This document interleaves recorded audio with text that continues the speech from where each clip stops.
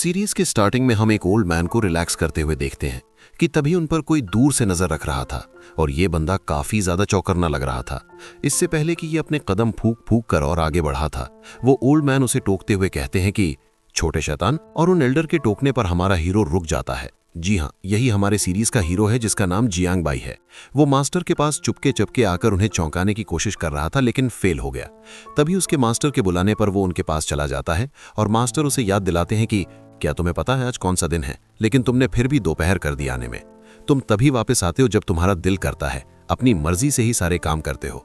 हमारा हीरो तो old man की बातें ऐसे सुन रहा था जैसे कि उसके लिए ही रोज का काम हो। वो भी आराम से चेयर पर बैठकर रिलैक्स होने लग जाता है, ये कहते हुए कि ओल्ड मैन, आपने ही तो कहा था कि मुझे 18 साल तक का वेट करना होगा, जब तक कि मेरी एज सेरेमनी ना हो जाए, और उसके बाद मुझे यहाँ से जाना होगा। तो मैं बस जाने की ही तैयारी कर रहा था, जिसके लिए ऑब्वियसली मैं अपने पुराने दोस्तों को गुड बाय तो बोलूंगा ही ना। वैसे भी मुझे नहीं पता एक बार यहाँ से निकलने के बाद मैं कब वापस आकर उनसे मुलाकात करूंगा, और इसके अलावा मैंने उन्हें बोल दिया है कि आकर आपको कंपनी दे दे, वरना आप मेरे बिना यहाँ पर अकेले पड़ जाएंगे। पर वो ओल्ड मैन कहते हैं कि इसकी कोई जरूरत नहीं, वो सारे छोटे छोटे शैतान तुम्हें मुबारक, तुम्हें अगर ले जाना है तो अपने साथ ले जाओ, मैं तो अकेला ही ठीक हूँ। हमारा हीरो बिलाई, बताओ भलाई का तो जमाना ही नहीं रहा, तुम्हारा ही अच्छा सोच रहा का। यहाँ ओल्ड मैन काफी ज्यादा एक्साइटेड होते हुए कहते हैं कि वैसे नन्हे शैतान, मुझे एक बात पता लगी है कि अब तुम काफी ज्यादा बड़े हो चुके हो, तो अब बारी है तुम्हारे लिए एक अच्छी सी वाइफ ढूंढा जाए। फिर वो अपने पास रखी हुई एक स्वॉर्ड लेकर उसे पकड़ाते हुए कहते हैं कि ये लो, इसे तुम अपने साथ जियांग डायनेस्टी पैलेस लेके जाओ, वहां पर अपनी वाइफ को दिखाना और फिर उन्हें सालों पहले किया हुआ वादा याद आ जाएगा और तुम्हारी शादी वहां के प्रिंसेस से हो जाएगी। उन्होंने 20 साल पहले हमसे वादा किया था कि वो अपनी प्रिंसेस की शादी तुम्हारे साथ करेंगे। हमारी हीरो को प्रिंसेस से ज्यादा उस स्वॉर्ड को देखकर दिलचस्पी हो रही थी। वो तो उसे देखकर हैरान होते हुए कहता है कि वाह, क्या कमाल की स्वॉर्ड है, और फिर उसमें से निकल रही एनर्जी को देखकर कहता है कि ओल्ड मैन, ये तो आपकी लाइफ ब्लड वाली स्वॉर्ड है ना, तो फिर आखिर आप इसे मुझे कैसे दे रहे हैं? ये तो बहुत ज्यादा ऑसम है। आप चाहते हैं कि मैं इसे रख लूं? सच में मुझसे वापस तो नहीं लेंगे ना? ओल्ड मैन कहते हैं कि मुझे तुम्हें ये स्वॉर्ड देनी ही पड़ेगी, वरना तो तुम्हारे पास कोई क्वालिफिकेशन नहीं कि वो तुम्हें पैलेस के अंदर एंट्री दे। यहाँ ओल्ड मैन अब तक तो काफी रिलैक्स थे, फिर वो सीरियस होते हुए कहते हैं कि याद रखना, तुम्हारी स्ट्रेंथ उस लेवल तक पहुंच गई है, लेकिन अब तुम रियल वर्ल्ड में कदम रखने जा रहे हो, तो कोशिश करना कि मुसीबत को दावत देने से अच्छा है कि तुम लो प्रोफाइल रहो।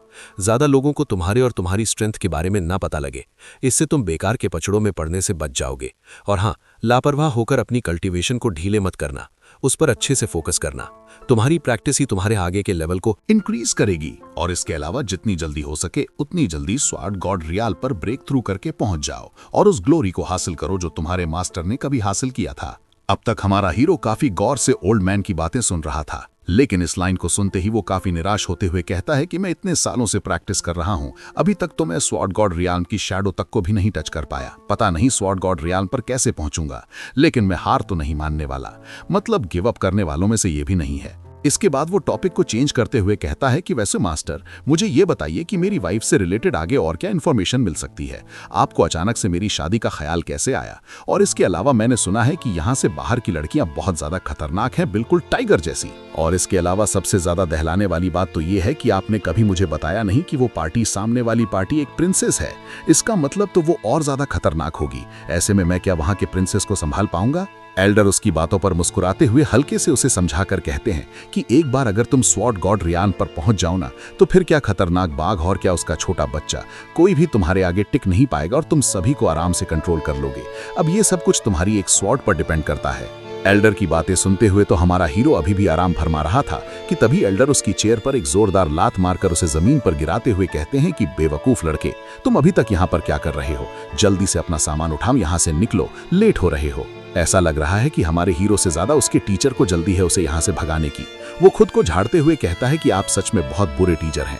आपको पता है कि मैं यहाँ पर मे भी दोबारा ना आऊं, लेकिन फिर भी आप कितने बुरे हैं, मुझे भगा रहे हैं। पर एल्डर का कहना था कि बकवास बंद करो और निकलो यहाँ से। हमारा हीरो तो कूदते कूदते उनके पास पहुंच जाता है, ये कहते हुए कि मैं जानता हूँ आप मुझे यहाँ से क्यों भगाना चाहते हैं। आपको अकेले ड्रिंक पीना है ना, अकेले खाना खाना है ना। आप जानते हैं मैं नहीं रहूंगा तो कोई आपका सामान नहीं छेड़ेगा। एल्डर उसकी ज्यादा बकवास नहीं सुनता है, बल्कि अपनी एनर्जी रिलीज करके उसे किक मार के बाहर फेंक देते हैं। ये लात खाने के बाद तो हीरो की हालत ही खराब हो जाती है। वो कहता है कि इतनी जोर से मारने की क्या जरूरत थी, मैं तो बस मजाक कर रहा था। ये बाई ने अपने सफर को कंटिन्यू कर दिया था। तभी रियाल्म 1 में एंटर होने के बाद उसे कुछ लोगों के चिल्लाने की आवाज सुनाई देती है, तो वो उसी डायरेक्शन में आगे जाने लगता है। वहीं हमें दिखाते हैं कि दूसरी तरफ एक लड़की आगे आगे भाग रही होती है और कुछ लोग उसका पीछा कर रहे होते हैं। वो लड़की इंजर्ड थी और उसके पास एक काफी पावरफुल मिस्टीरियस हर्ब था और इन लोगों को वही हर्ब चाहिए था, जिसके लिए वो उसे धमकाने लगते हैं कि रुक जाओ वरना तुम्हें जान से मार देंगे। भागते भागते वो सभी लोग उसका रास्ता रोककर उसे चारों तरफ से घेर लेते हैं और अब जब वो बुरी तरीके से फंस गई थी तो हार तो बिल्कुल नहीं मानती, बल्कि अपनी एनर्जी रिलीज करते हुए कहती है कि मैं तुम लोगों से डरकर हार नहीं मानने वाली, क्योंकि मैं भी 4th रैंक की स्वॉर्डमैन हूँ। उस लड़की ने अपनी एनर्जी रिलीज करते हुए ये कहना शुरू कर दिया था, देखती हूँ अब कैसे रोकते हो मुझे। इस लड़की का नाम मिंग युए है। ये बंदा जो कि वुल्फ मैन की आर्मी को लीड कर रहा था, वो कहता है कि तो क्या हुआ अगर तुम 4th रैंक की स्वॉर्डमैन हो, देखता हूं आज इस फॉर्मेशन से कैसे बच के जाती हो। और फिर उसके एक इशारे पर उसके वुल्फ मैन चारों तरफ से उस लड़की को घेर लेते हैं और फिर जोर जोर से राउना शुरू कर देते हैं, जिससे सच में मिंग युए को बहुत ज्यादा प्रॉब्लम हो रही थी। उसके सर पे एक फॉर्मेशन क्रिएट हो चुका था और वो कहती है कि मैं अपना दिमाग सही से यूज नहीं कर पा रही हूँ। अब तक हमारा हीरो भी ये नज़ारा देख चुका था। उस पर तो ये देखकर वो अपनी स्पीड और ज़्यादा इंक्रीज कर देता है कि वो वुल्फ गैंग का लीडर अपने वेपन का यूज़ करते हुए उस लड़की के ऊपर जंप करके उसे क्रश करने की तैयारी कर रहा है।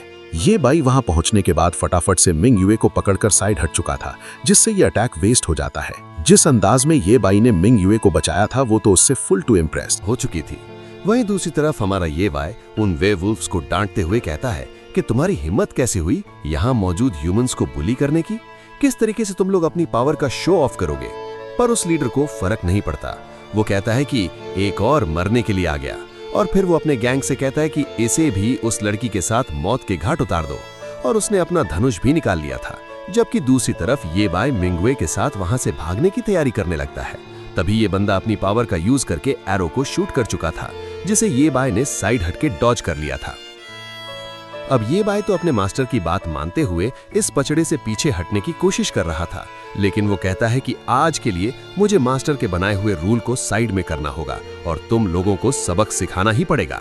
उसका एटीट्यूड देखकर ये बंदा कहता है कि तुम एक नॉर्मल सी सिविलियन, आखिर तुम्हारी हिम्मत कैसे हुई मुझसे इस टोन में बात करने की। ये बाय ने अपनी स्ट्रेंथ छुपा रखी थी, इस वजह से इस बंदे को पता नहीं कि वो किससे बहस कर रहा है। वो कहता है कि अगर तुम दोनों मिलकर मेरे सामने नील डाउन होकर मुझसे माफी मांगो अपनी जान की, तो फिर मैं तुम पर रहम खाऊंगा, और अगर तुम वो स्नो लोटस भी मुझे हैंड ओवर कर दो, फिर तो तुम दोनों यहां से जा सकते हो।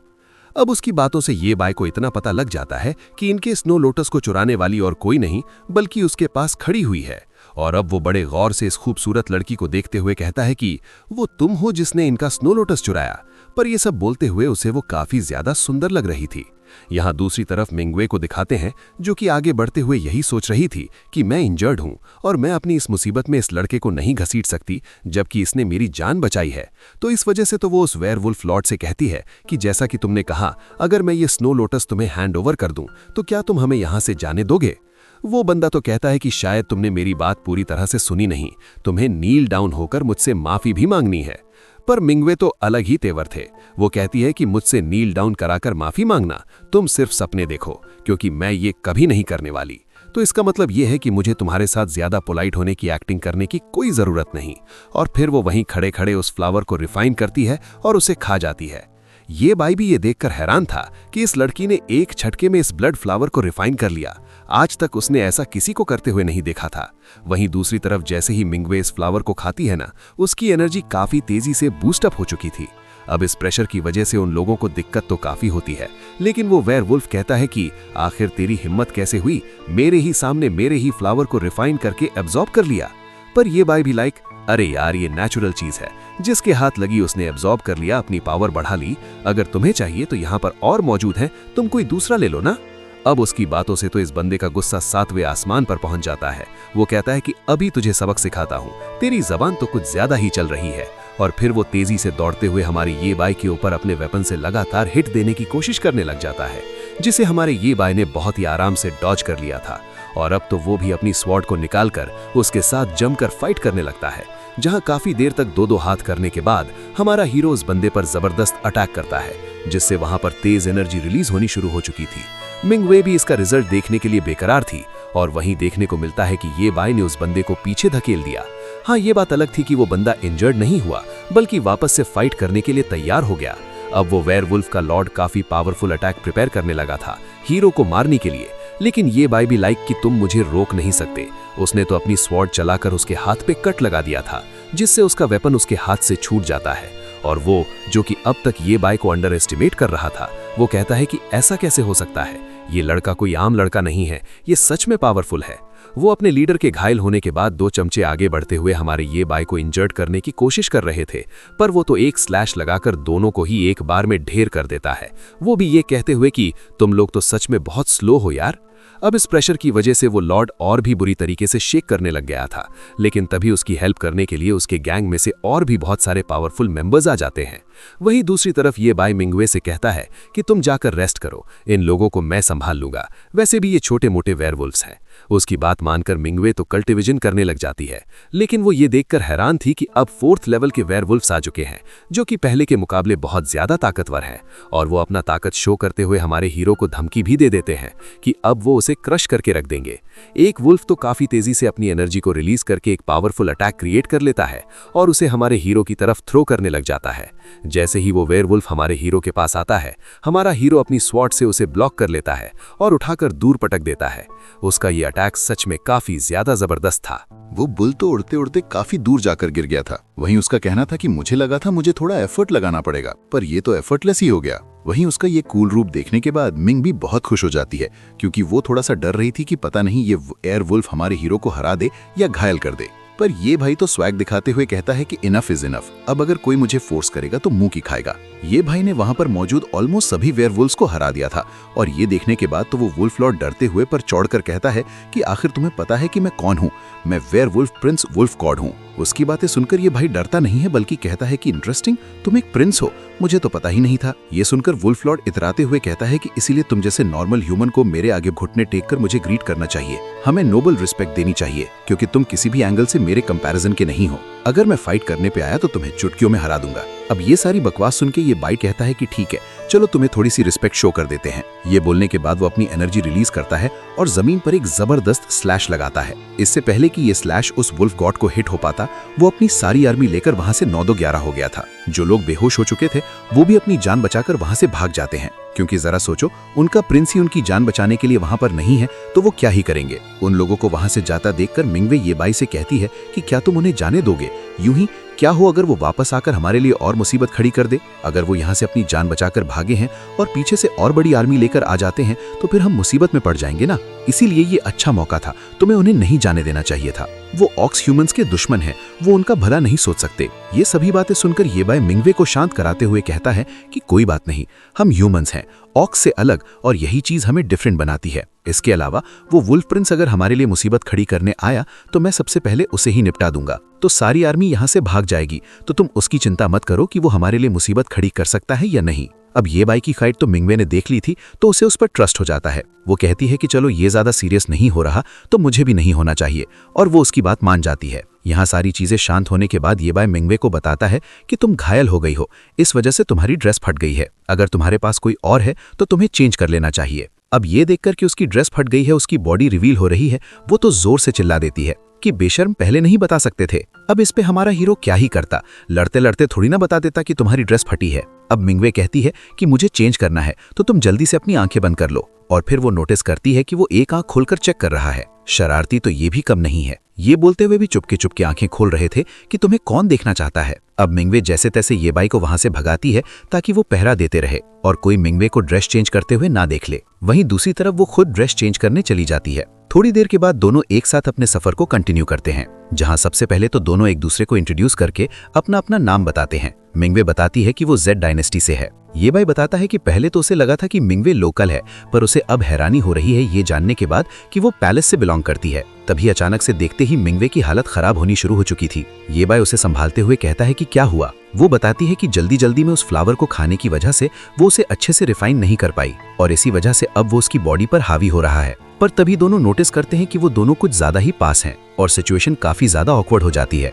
अब उन दोनों को एक जगह पर रुकना था ताकि मिंगवे अपनी रिफाइनिंग को कंप्लीट कर सके, ताकि उसकी हेल्थ ठीक हो जाए और फिर वो आगे बढ़ सके। थोड़ी देर के बाद दिखाते हैं कि मिंगवे तो आराम से कल्टीवेशन कर रही थी, वहीं ये बाई उसके सामने बैठकर आराम से उसे प्रोटेक्ट कर रहा था। जहां बैठे बैठे उसकी खूबसूरती को निहारते हुए वो कहता है कि ये कितना खूबसूरत है, फ्यूनिक्स माउंटेन से भी ज्यादा खूबसूरत। थोड़ी देर के बाद जब मिंगवे अपनी कल्टीवेशन कंप्लीट कर लेती है तो वो खुद को घूसा देकर कहती है कि क्या घूर रहे हो, क्या मेरे चेहरे पे कुछ लगा है? पर ये बाई कहता है कि नहीं, तुम सच में बहुत सुंदर हो, मैंने तुम्हारी जैसी लड़की हमारे गांव में कभी नहीं देखी। अब गांव वाली बात सुनकर मिंगवे को अजीब लगता है कि ये मुझे अपने गांव की लड़कियों के साथ कंपेयर क्यों कर रहा है। पर फिलहाल के लिए वो इस बात को इग्नोर करते हुए हमारी हीरो को एक टोकन पकड़ाते हुए कहती है कि तुमने मेरी जान बचाई है और मुझे तुम्हें थैंक यू बोलना है। तो तुम एक काम करो, तुम भी जेड डायनेस्टी जा रहे हो ना, तो ये टोकन अपने साथ रखो। जब तुम डायनेस्टी पहुंच जाओगे ना तो तुम्हें इसके लिए रीपे किया जाएगा। अब मिंगवे को थ्रो करने के बाद उसने कैश तो कर लिया था, पर वो कहता है कि एक स्वॉर्डमैन होने की वजह से छोटी मोटी टेक्निक परफॉर्म करके अगर मुझे किसी की जान बचानी पड़ती है तो मुझे उसके लिए रीपे होने की कोई जरूरत नहीं है। और वैसे भी मैंने तुम्हारी जान इंसानियत के लिए बचाई है, ना कि इसीलिए कि मुझे बदले में गिफ्ट्स मिले। अब यहाँ से वो दोनों अपना अपना सफर अलग अलग कंटिन्यू करने वाले थे। तो हमारा हीरो उससे अलविदा लेता है और वहां से रवाना हो जाता है। ये बाई का इंप्रेशन मिंगवे के सामने कुछ खास अच्छा नहीं बनता। वो कहती है कि कितना रूड है ये लड़का, लेकिन फिर भी जब ये बाई अपनी मस्ती में आगे बढ़ रहा था तो वो उसके पीछे पीछे गुनगुनाती हुई पहुंच जाती है। उसे अपने पीछे आता देखकर ये बाई भी लाइक कि तुम मेरा पीछा क्यों कर रही हो। मिंगवे बहुत ही इनोसेंट सा फेस बनाते हुए कहती है कि मुझे वेयरवुल्फ से डर लगता है और इसके अलावा तुम काफी पावरफुल हो, तो मैंने सोचा कि तुम जैसे अच्छे इंसान के साथ अगर सफर कंटिन्यू करूंगी तो मैं सेफ रहूंगी, तो इसीलिए साथ में चलते हैं। ये बोलकर वो उसे आंख मारती है। ये बाई नहीं चाहता था कि वो किसी लड़की के साथ कंटिन्यू करे, इसलिए वो कहता है कि तुम्हारी स्ट्रेंथ वापस आ चुकी है, तुमने उस पिल को रिफाइन कर लिया है, बॉडी के अंदर स्ट्रेंथ है, तो इसका मतलब ये है कि तुम अपनी सेल्फ प्रोटेक्शन खुद कर सकती हो,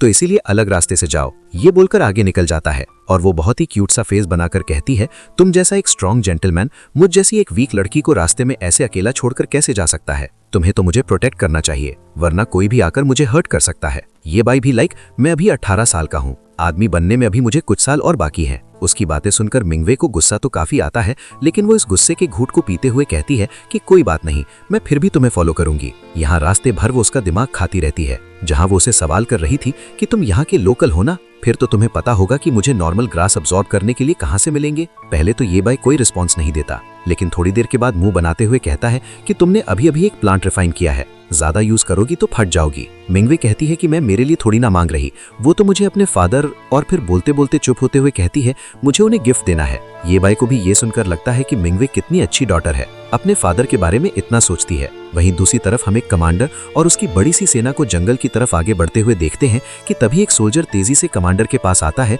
और उन्हें ग्रीट करते हुए कहता है कि कमांडर यांग की, मैंने प्रिंसेस के ट्रेसेस देखे हैं जंगल के काफी डीप जाते हुए। इसका मतलब ये है कि हमें उन निशानियों का पीछा करके जल्द से जल्द प्रिंसेस को वापस लाना होगा, नहीं तो वहां पर मौजूद वेयरवुल्फ क्रिएचर प्रिंसेस को कोई हर्ट ना कर दे। अगर ऐसा हुआ तो फिर हम सबके लिए बहुत बड़ी मुसीबत खड़ी हो जाएगी। ये सुनना था कि कमांडर यकी उस सोल्जर को ऑर्डर देता है कि ठीक है, हमें वहां तक ले चलो जहां पे प्रिंसेस के ट्रेसेस मिले हैं, ताकि हम जल्द से जल्द उनका पता लगा सकें। तो बस फिर क्या था, वो सोल्जर उन लोगों को रास्ता दिखाने लगता है और वो लोग इसके पीछे पीछे चलने लगते हैं। वहीं दूसरी तरफ ये बाई और मिंगवे को दिखाते हैं जो कि स्नेक ग्रास तक पहुंच चुके थे। ये बाई उसे सक्सेसफुली वहां तक ले आया था और अपने सामने इतने सारे स्नेक हर्ब्स को देखने के बाद वो खुश हो जाती है। पर जब उन ग्रास को पिक करने की कोशिश कर रही थी कि तभी सामने उन स्नेक ग्रास को प्रोटेक्ट करता हुआ स्नेक अपीयर हो जाता है, जिसे देखकर तो वो काफी ज्यादा डर जाती है। और ये बाई भी लाइक फिर से एक और मुसीबत। हालांकि उसे डर नहीं लग रहा था, लेकिन वो चाहता था कि उसका सफर आराम से कंटिन्यू हो, पर मुसीबत थी कि उसका पीछा छोड़ने को तैयार ही नहीं थी। वहीं ऊपर से मिंगवे, जो कि उस बीस्ट को देखकर डरते हुए कहती है कि ये 6th रैंक का बीस्ट है, मुझे नहीं पता था कि इन स्नेक ग्रास को प्रोटेक्ट करने के लिए यहाँ पर रियल का एक स्नेक होगा। वो कहती है कि हम यहाँ से जल्दी निकलते हैं और मैं कुछ स्पिरिट फ्लास्क कलेक्ट कर लूंगी। पर ये बाइबल, हम लोग यहाँ इतनी दूर इस स्नेक ग्रास को लेने के लिए आए थे ना, और यहाँ तो कितने सारे हैं, पिक कर लो इनमें से कोई एक। पर ये सुनकर तो मिंगवे को गुस्सा आ जाता है कि तुम्हें अपनी जान प्यारी नहीं है क्या? एक स्पिरिचुअल हर्ब और अपनी जान में से तुम किसे चूज करोगे? स्पिरिचुअल हर्ब्स को। इसीलिए फिलहाल के लिए मुझे मेरी जान ज्यादा इंपॉर्टेंट है, इसलिए निकलते हैं यहाँ से। पर हमारा हीरो एक साइड स्माइल करता हुआ अपनी स्वॉर्ड पकड़कर आगे निकल जाता है। ऐसा लग रहा था जैसे कि वो स्नेक हमारे हीरो पर एक काफी पावरफुल अटैक करने वाला हो, उसे जिंदा ही निकल जाएगा। लेकिन फिर देखने को मिलता है कि वो तो उसे गले लगाकर प्यार कर रहा है। ये नजारा देखकर तो मिंगवे की हालत खराब हो चुकी थी। उसके तो तोते उड़ जाते हैं, ये कैसे हो गया? ये भाई तो उस बीस से लड़ने की बजाय उसे आराम से पेट कर रहा है, और वो स्नेक भी बड़े मजे से इस मालिश का मजा उठा रहा था जैसे कि सालों पुराना याराना हो। ये बाई कहता है कि डरने की जरूरत नहीं, इसका नाम दाओ बाई है, अगर तुम इसे डराओगी नहीं तो ये तुम्हें कुछ नहीं करेगा। मिंगवे भी लाइक, मैं इसे कैसे डरा सकती हूँ, इसने मुझे डरा के रखा हुआ है। वहीं ये बाई बताता है कि ये मेरा पालतू है और मैं सालों से इसे जानता हूँ, अगर इसे खतरा महसूस नहीं होता तो ये किसी पर अटैक नहीं करता। और फिर दिखाते हैं कि वो दोनों साइलेंट कन्वर्सेशन कर रहे हैं। यहाँ पर हमारा हीरो बताता है कि मैंने दाओ बाई के साथ एक डील की है कि मैं यहाँ से कुछ स्नेक ग्रास लूंगा, बल्ले में ये मुझे कुछ नहीं करेगा, इसलिए तुम्हें जितने कलेक्ट करने हैं कर लो। ये सुनकर तो हमारी मिंगवे भी खुश हो जाती है और फिर स्नेक ग्रास कलेक्ट करना शुरू कर देती है। पर तभी वहां पर 6th रैंक का ईगल भी आ जाता है, जिसे देखकर वो चौकन्ना हो चुकी थी। उसे देखकर भी हमारा हीरो खुश हो जाता है। वो तो हैरान थी कि इसकी किस किस के साथ दोस्ती है। ये बाई को दिखाते हैं, वो तो बड़े मजे से उस गोल्डन ईगल के ऊपर चढ़ते हुए कह रहा था कि जियांग तुम भी यहाँ पर आ गए, तुम्हें देखकर लग रहा है कि तुम पहले से भी ज्यादा हट्टे कट्टे हो गए हो, कमाल की बात है। वो उसकी पीठ पर बैठकर सवारी एंजॉय कर रहा था। उस ईगल को भी कोई प्रॉब्लम नहीं होती। वो राजकुमार को अपनी पीठ पर सवार करके आसमान की सैर करा रहे थे। मिंगवे अपने मन में सोचती है कि इसकी इतने खतरनाक जानवरों के साथ दोस्ती है, ये चीजें कैसे मैनेज करता है? क्या ये खुद भी कोई मॉन्स्टर तो नहीं? वरना किसी नॉर्मल ह्यूमन के लिए इतने बड़े बड़े खतरनाक जानवरों से दोस्ती रखना पॉसिबल नहीं है। एक तरफ तो मिंगवे ये सोच रही थी और वहीं दूसरी तरफ हवा में उड़ते उड़ते हवा की सैर करते हुए हमारा हीरो जियांग के साथ बातें करते हुए पता लगा लेता है कि एक और वेयरवुल्फ का झुंड देखा गया है, जो कि उनके आसपास ही मौजूद है और वहीं कुछ लोग सोल्जर्स के साथ उनका पीछा कर रहे हैं। हमारे हीरो को समझ आ जाता है कि वो लोग अगर पीछा कर भी रहे हैं तो किसका कर रहे होंगे? ऑब्वियसली मिंगवे का। तो वो समझ जाता है कि मिंगवे कोई छोटी मोटी हस्ती तो नहीं है, तभी इतने सारे लोग उसके पीछे पड़े हैं। पक्का उसका ओरिजिन कुछ इंटरेस्टिंग होगा, जिसके बारे में जानने में हमारे हीरो को कोई इंटरेस्ट नहीं था। इनफैक्ट वो तो जियांग को थैंक यू बोलता है इतनी सारी इन्फॉर्मेशन देने के लिए। और फिर वो नीचे आकर सबसे पहले तो मिंगवे से सवाल करता है कि तुम्हें पता है कुछ लोग तुम्हारा पीछा कर रहे हैं? मिंगवे ये सवाल सुनकर चौंकते हुए कहती है कि आखिर तुम्हें इस बारे में कैसे पता लगा? ये भाई काफी कैजुअली बताता है कि मुझे जियांग ने बताया। इसके बाद वो कहता है कि अगर तुम्हें उन लोगों के बारे में पता है कि वो तुम्हारा पीछा कर रहे हैं तो इसका मतलब ये है कि या तो वो तुम्हारे दोस्त हैं या फिर दुश्मन। अगर तो वो तुम्हारे दोस्त हैं तो मैं कुछ नहीं कहूंगा, तुम्हें उनके साथ जाने दूंगा। लेकिन अगर वो तुम्हारे दुश्मन हुए तो फिर ठीक है, मैं उन्हें संभालता हूं, तुम यहां से आगे निकल जाओ। पर इसके बदले तो मिंगवे कहती है कि क्या तुम मेरी एक हेल्प करोगे? क्या तुम मेरे साथ थोड़ा और रुक सकते हो? मुझे अकेला नहीं होना। ये भाई कहता है कि वैसे तो ये तुम्हारा पर्सनल मैटर है, मैं इस बारे में इंटरफेयर नहीं करना चाहता, लेकिन मैं तुम्हारे डिसीजन की रिस्पेक्ट करता हूं, इसलिए मैं तुम्हारा साथ जरूर दूंगा। और फिर वो दाओ बाई के पास जाकर कहता है कि क्या जो लोग हमारा पीछा कर रहे हैं तुम उन्हें जाकर डिस्ट्रैक्ट कर सकते हो और उन्हें यहाँ से दूर ले जाना। उसके एक इशारे पर दाओ बाई वहां से उन लोगों को डिस्ट्रैक्ट करने के लिए निकल जाता है। वहीं इस तरीके से बीस्ट को उसकी बातें समझता देखकर मिंगवे अपनी क्यूरियोसिटी होल्ड नहीं कर पाती और वो ये बाई से पूछ लेती है कि क्या तुम बीस्ट ट्रेनर हो? ये बाई बताता है नहीं तो। मिंगवे सवाल करती है तो फिर ये सारे खतरनाक बीस्ट तुम्हारी बातें क्यों मानते हैं और तुम्हें इतना फॉलो क्यों करते हैं? ये बाई भी लाइक वो इसीलिए क्योंकि मैं बचपन से इनके साथ पला बढ़ा हूँ और ये लोग बिल्कुल भी हार्मफुल नहीं है। इनफैक्ट ये लोग तो बहुत ज्यादा काइंड और स्वीट है, इसी वजह से तो ये लोग मेरे दोस्त हैं। ये बातें सुनकर कि कैसे ये भाई बीस्टों के साथ बचपन में खेलकर पला बड़ा है, मिंगवी कहती है कि तुम काफी ज्यादा खुश लग रहे हो, तो क्या मैं तुम्हारी दोस्त बन सकती हूँ? क्योंकि मुझे भी ये सारी चीजें एंजॉय करनी है। वो इस बार भी काफी ज्यादा क्यूट फेस बना रही, पर हमारा हीरो ना में गर्दन हिलाते हुए कहता है कि नहीं, मास्टर ने कहा है कि जितनी ज्यादा खूबसूरत लड़की उतना बड़ा रिस्क। खूबसूरत लड़की का दूसरा नाम मुसीबत है और मेरे मास्टर ने मुसीबतों से दूर रहने के लिए कहा है, और अगर वो मुसीबत तुम जितनी खूबसूरत हो फिर तो बहुत ज्यादा बच के रहना चाहिए। इनडायरेक्टली ये भाई हमारे मिंगवी की तारीफ करते हुए कह रहा था कि तुम सच में बहुत ज्यादा खूबसूरत हो, गांव की लड़कियों से भी ज्यादा खूबसूरत। इसके बाद तो ये भाई कहता है कि ठीक है, चलो मैं तुम्हें माउंटेन से नीचे लेके चलता हूँ, नीचे का गांव देखोगी तो खुश हो जाओगी। ये सुनकर मिंगवी काफी ज्यादा एक्साइटेड होते हुए कहती है कि मुझे भी उस गोल्डन ईगल के पीठ पर बैठकर सवारी करनी है, और अभी तक तुमने मुझे जवाब नहीं दिया कि तुम मेरे दोस्त बनोगे या नहीं।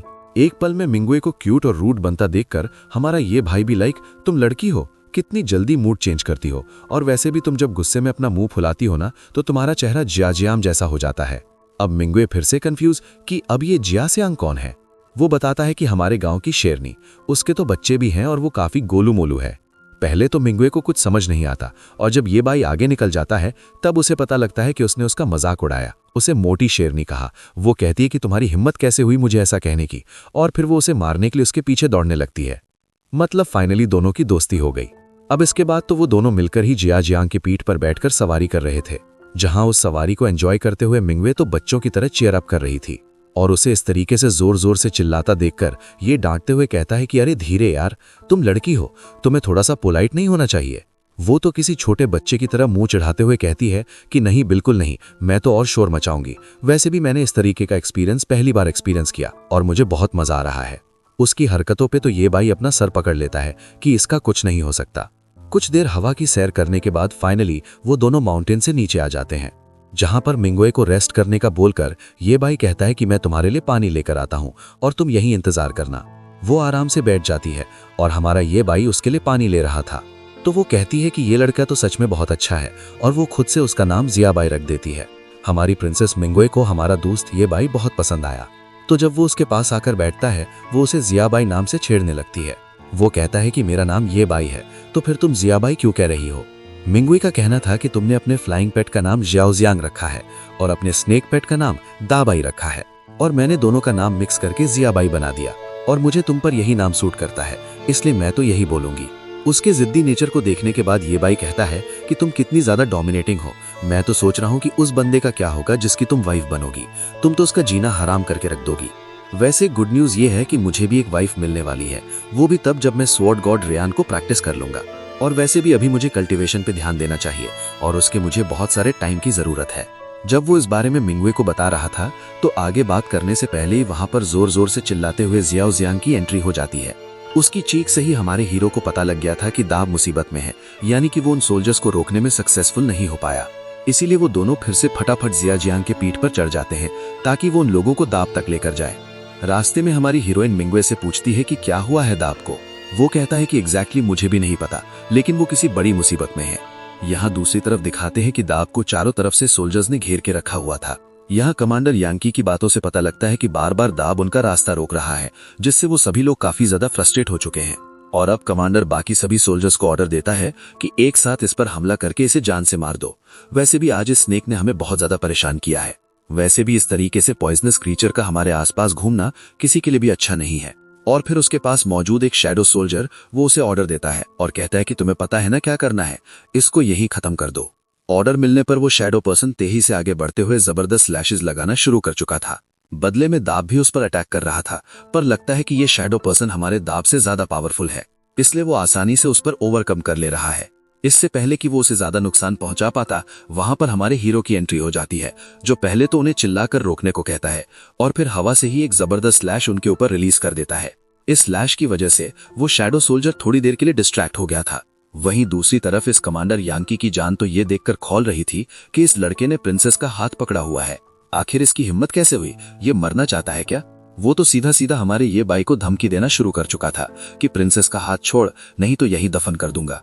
शैडो सोल्जर भी ये बाई पर हमला करने के लिए आगे बढ़ने लगा था, पर दाब भाई बीच पे आकर उसके हमले को रोक लेता है।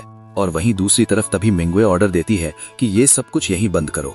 अब फिर क्या, प्रिंसेस का ऑर्डर मिलना था तो कमांडर अपने शैडो सोल्जर को पीछे हटने को कह देता है। सभी गार्ड प्रिंसेस को ग्रीट करते हैं और वो उन सभी को फाइट रोकने को कहती है। सभी लोग पूछ रहे थे कि आखिर ये लड़का कौन है। वहीं ये बाई को दिखाता है वो तो दाब के लिए परेशान था। जब वो देखता है कि उसकी एनर्जी कम हो गई है तो अपने पास से मैजिकल हर्ब निकालकर उसे पिला देता है। अब ये देखकर कि इस लड़के के पास मैजिकल हर्ब है, वो लोग और ज्यादा क्यूरियस हो जाते हैं जानने के लिए कि ये लड़का कौन है। प्रिंसेस उन लोगों को कुछ नहीं बताती, बल्कि ये बाई को बाय बाय बोलते हुए कहती है कि अब मुझे जाना होगा। और वो अपने सोल्जर से कहती है कि खबरदार, अगर दोबारा दाब को हर्ट किया मैं तुम लोगों के साथ चलने के लिए तैयार हूँ। ये बाई को यकीन नहीं हो रहा था कि अब वो जा रही है। वो कंफर्म करता है तो वो कहती है कि हाँ, अगर तुम कभी पैलेस आना तो मुझे जरूर ढूंढना। इसके अलावा 1 साल के अंदर अंदर शायद मैं तुम्हें वहां दोबारा ना मिलूं। मिंगवे की 1 साल वाली बात सुनने के बाद ये बाई कहता है क्यों, 1 साल बाद तुम्हें कुछ होने वाला है? पर उसके बिहाफ पर वो कमांडर यांग बताता है कि कुछ नहीं, बस प्रिंसेस मिंगवे की शादी तय हो गई है और 1 साल के अंदर उनकी शादी हो जाएगी एक बहुत ही अमीर लड़के के साथ जिसे उनके फादर ने पसंद किया है। मिंगवे भी सैड होते हुए कहती है कि हाँ, मुझे उस लड़के के बारे में कुछ नहीं पता, ये शादी मेरे फादर ने अरेंज की है, तो इस वजह से मेरे पास ज्यादा वक्त नहीं है, तो तुम आ जाना, ओके? वैसे प्रिंसेस ने ऐसा बोल तो दिया था, लेकिन मिंगवे की बातों से ऐसा लग रहा था जैसे कि वो अपनी मर्जी के खिलाफ शादी बिल्कुल नहीं करेगी और वो अपने फादर को पटा लेगी किसी तरीके से शादी को कैंसिल करने के लिए। कमांडर उसे ऐसा करने से रोकना चाहते थे, पर वो तो हमारे ये बाई के पीछे छुप जाती है और ये उसे प्रोटेक्ट करते हुए कहता है कि अगर तुम शादी नहीं करना चाहती तो करने की कोई जरूरत नहीं, ये फैसला तुम्हारा होना चाहिए, किसी और का नहीं। अब ये देखकर कि उनकी प्रिंसेस को भड़काया जा रहा है, ये कमांडर तो आंख बबूला हो जाता है और कहता है कि इस कमीने का हाथ काट दो, ये प्रिंसेस को बार बार छू कैसे रहा है। उनमें से एक सोल्जर आकर हमारे ये बाई पर ऑलमोस्ट हमला करने ही वाला था। ये देखकर तो मिंगवे भी हैरान रह जाती है। तभी मिंगवे आगे आकर अपनी पावर रिलीज करके उस गार्ड को वहीं गिरा देती है। अब गार्ड कितना ही पावरफुल क्यों ना हो, अपनी प्रिंसेस से ज्यादा तो नहीं हो सकता था ना। वो मिंगवे के एक ही अटैक पर जमीन पर ढेर हो चुका था। अब ये देखकर तो कमांडर को गुस्सा आने लगता है वो प्रिंसेस मिंगवे से कहता है कि क्या आप इस 2% के लड़के के लिए अपने ही देश के लोगों को घायल करेंगी? आखिर इस लड़के जिससे आप अभी मिली हैं, उसके लिए आप अपने सोल्जर्स को कैसे हर्ट कर सकती हैं प्रिंसेस? पर कमांडर जिस तरीके के वर्ड्स का यूज हमारे ये बाई के लिए कर रहे थे, ये सुनकर मिंगवे को गुस्सा आता है और वो कहती है कि अपनी जुबान संभाल के बात करो। पर अब ये देखकर कि प्रिंसेस उसे भी नहीं छोड़ रही है, वो और ज्यादा आग बबूला होकर ये बाई को कहता है कि आखिर तू है कौन बे? क्या तू इस लायक भी है कि प्रिंसेस के साथ खड़ा रह सके? तू उन्हें छूने की हिम्मत कैसे कर सकता है? ये कमांडर तो इतना ज्यादा चिढ़ रहा है जैसे कि खुद प्रिंसेस को पसंद करता हो। वहीं कमांडर ने हमारे हीरो को उसकी औकात दिखाने के लिए ये कह दिया था कि तू जानता भी है आखिर ये कौन है? ये जियांगजांग डायनेस्टी की प्रिंसेस है और तुझ जैसा लोकल इंसान इनके आसपास होना भी डिजर्व नहीं करता। अब ये सारी बातें सुनने के बाद ये बाई कहाँ चुप रहने वाला था। वो आगे आते हुए कहता है कि तो क्या हुआ, वो प्रिंसेस है तो क्या अपनी जिंदगी का फैसला क्या वो खुद नहीं ले सकती? और मुझे बस मिंगुई की मर्जी से मतलब है, उसे तुम लोगों के साथ नहीं जाना तो वो नहीं जाएगी। अब ये बाई ने तो उनके सामने उनकी प्रिंसेस को नाम लेकर बुलाया। कमांडर तो ये सुनकर कहता है कि आखिर तूने अपनी जुबान से उनका नाम कैसे लिया? ये कमांडर अब खुद पर्सनली हमारे हीरो के साथ फाइट करने की सोच रहा था। तभी बाकी सारे सोल्जर्स कहते हैं कि कमांडर, आखिर इसकी हिम्मत तो देखिए, ये आपको चैलेंज कर रहा है। एक एक करके वो सभी लोग जो चुप बैठे हुए थे, वो भी अभी हमारी ये बाई की इंसल्ट करना शुरू कर देते हैं। उन सभी को इस तरीके से ये बाई के खिलाफ बोलता देखकर प्रिंसेस कहती है कि क्या मैं तुम लोगों को दिखाई नहीं दे रही हूँ, या फिर मेरा फैसला तुम लोगों के लिए मायने नहीं रखता? इससे पहले कि वो और ज्यादा गुस्सा भड़का पाती, ये बाई उसे शांत कराते हुए कहता है कि आराम करो, इतना ज्यादा हाइपर होने की जरूरत नहीं है। इसके अलावा इन्हें सिर्फ भौंकना आता है, ये मेरा कुछ भी नहीं बिगाड़ सकते। अब प्रिंसेस को तो अजीब लग रहा था, उसकी फिक्र हो रही थी, पर हमारा हीरो से रीअश्योर कराता है कि डोंट वरी। कमांडर को उसके कॉन्फिडेंस पे गुस्सा आ रहा था, इस वजह से जब वो कहता है कि प्रिंसेस आप थोड़ा सा पीछे रहिए और हमें फाइट करने दीजिए, हम ज्यादा यहाँ पे केओस नहीं मचाएंगे, तो वो भी राजी हो जाती है। वैसे तो उसे अंदर से पता था कि कौन जीतेगा, इसलिए वो कहती है कि एक एक करके आओ। तो कमांडर के एक इशारे पर एक सोल्जर्स आगे आ जाता है और वो हमारी ये बाई से कहता है कि आप बहुत देर हो चुकी है बच्चे, तेरे घुटने टेक कर माफी मांगने से अब कुछ नहीं बिगड़ने वाला। अगर तू पहले माफी मांगता तो तेरी जान बच जाती, अब तो तेरी हड्डियां ही टूटेंगी। उसकी बातें सुनकर ये बाई बोला, मैंने क्या गलती कर दी जो मैं माफी मांगूंगा? गलत तो तुम लोगों ने किया है, मेरे पेट दबाई को हर्ट करके। तुम लोगों को माफी उससे मांगनी चाहिए। पर उसकी इस बात से तो इस सोल्जर का खून खोल जाता है और वो मॉडर्न एंट्रेंट रिलीज करके एक जबरदस्त स्लैश लगा देता है। इस स्लैश को हमारे हीरो ने जंप करके डॉज कर लिया था, जो कि पीछे पत्थर से टकराकर उस पत्थर के चीथड़े उड़ा देता है। अब ये देखकर कि ये लोग उसे जान से मारने की कोशिश कर रहे हैं, ये बाई भी नाराज हो चुका था कि आखिर तुम्हारी हिम्मत कैसे हुई मुझ पर मॉडरेट इंटेंट रिलीज करने की, वो भी फास्ट मूवमेंट टेक्निक का यूज करके। उसके पास पहुंचकर उसे एक जबरदस्त पाम अटैक थ्रो करके बेहोश कर देता है। और फिर वो कह रहा था, तुम्हारे अंदर ताकत नहीं है तो फिर किस बेस पे इतना उछल रहे थे? कमांडर तो गुस्से में अपने दांत पीसने लगा था कि इसने एक ही अटैक करके मेरे गार्ड को नॉकआउट कर दिया, जो कि 4th लेवल का स्वॉर्डमैन था। इसका मतलब ये है कि मैं इस लड़के को अंडर एस्टिमेट कर रहा हूँ। ये इतना भी सिंपल नहीं है जितना दिख रहा है। ये बाई की कल्टीवेशन हाइड करने की वजह से किसी भी लोगों को ये पता ही नहीं लग रहा कि उसकी कल्टीवेशन लेवल कितनी है, तो वो उसे एक नॉर्मल आम सा लड़का समझकर उसे बुली करने की कोशिश कर रहे हैं। अब ये देखकर कि ये बाई ने एक गार्ड को हरा दिया, वो कहता है कि मैं चारों को एक साथ भेजूंगा। चारों से तो एक साथ नहीं निपट सकता, तो 4 गार्ड्स को ऑर्डर देने पर वो एक साथ रेडी हो जाते हैं फाइट के लिए। उन गार्ड्स की ये बाई की तरफ दौड़कर जाता देखकर ये कमांडर खुश होने लगता है पहले से ही कि अब तो तू गया। इसी फाइट के बीच में हम काफी सारे वेयरवुल्व्स को देखते हैं जो कि छुपकर जंगल में से उन पे नजर रख रहे थे। शायद ये लोग भी फाइट के लिए तैयार हो रहे हैं। इन्हें वही वुल्फ गॉड लीड कर रहा था। हमें पता लगता है कि ये अभी भी ये बाई से बदला लेना चाहता है। वो कहता है कि हमारे कुछ भी किए बिना ही इन दोनों ने आपस में ही फाइट करनी शुरू कर दी, इसका मतलब हमारी मेहनत बच गई। अब वो अपने पास खड़े हुए वेयरवुल्फ से कहता है, जो कि उनका कमांडर है, वो कहता है कि हमें यहीं खड़े रहकर वेट करना होगा। जब ये दोनों पार्टीज हार जाएंगी तब हम जाएंगे और इनके थकने पर हम इन्हें आराम से मार देंगे। पर उसका कमांडर कहता है कि लॉर्ड, लेकिन आप तो चाहते थे कि आप उस कमीने को जिंदा पकड़ें, क्या आपने अपना माइंड चेंज कर लिया? ये लॉर्ड कहता है कि हाँ, अब मुझे वो लड़की चाहिए और उसे हासिल करने के लिए मुझे इन लोगों को जान से मारना पड़ेगा, क्योंकि अगर ये जिंदा रहे तो मुझे आराम से तो नहीं रहने देंगे। क्योंकि वहां खड़े रहने की वजह से उस वेयरवुल्फ को भी पता लग चुका था कि मिंगवे जियांग डायनेस्टी की प्रिंसेस है। दूसरी तरफ उन चारों गार्ड्स को दिखाते हैं, उनकी फाइट हमारे ये बाई के साथ काफी जोरों शोरों से कंटिन्यू हुई पड़ी थी। वो लोग तो अपनी जान लगाकर हमारे हीरो को हराने की कोशिश कर रहे थे, पर वो एक ही लात घूसे में इन्हें ढेर कर रहा था। लगता है इन गार्ड्स के पास पावर के साथ साथ स्ट्रेंथ भी बिल्कुल नहीं है, मार्शल आर्ट भी नहीं आता। वो इधर कमांडर को दिखाते हैं, उसे तो लग रहा था कि कोई बात नहीं, उसके गार्ड्स जैसे तैसे मैनेज कर लेंगे। तो वो प्रिंसेस से कहता है कि चलिए इन लोगों को मजे करने दीजिए, हम यहाँ से निकलने की तैयारी करते हैं, हमें जाने में टाइम भी तो लगेगा ना। पर तभी देखते ही देखते उसके होश उड़ जाते हैं, क्योंकि ये बाई ने अपनी एनर्जी रिलीज करनी शुरू कर दी थी। उसकी स्पेशल पावर का ऑरा इतना ज्यादा जबरदस्त था कि उसे घेरे हुए सारे गार्ड्स उसके एक ही स्लैश से ढेर हो जाते हैं। मिंगवे जुन प्रिंसेस तो इम्प्रेस पे इम्प्रेस हो रही थी, वहीं कमांडर का खून लाल पीला हो रहा था। वो कहता है कि आखिर ये कमीना कितना पावरफुल है, एक के बाद एक मेरे गार्ड्स को हराए जा रहा है, आखिर मैं इसे कैसे संभालूं।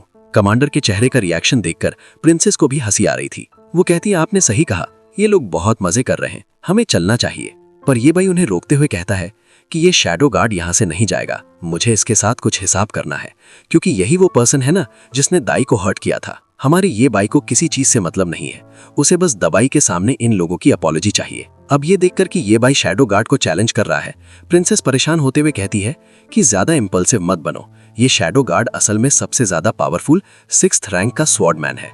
मुझे नहीं लगता कि तुम्हें इसके साथ फाइट करनी चाहिए ये बाई, और वैसे भी ये हमारा गार्ड है, तो क्यों ना मैं दाबाई से माफी मांग लूं, क्या मेरी अपॉलॉजी एक्सेप्ट करोगे?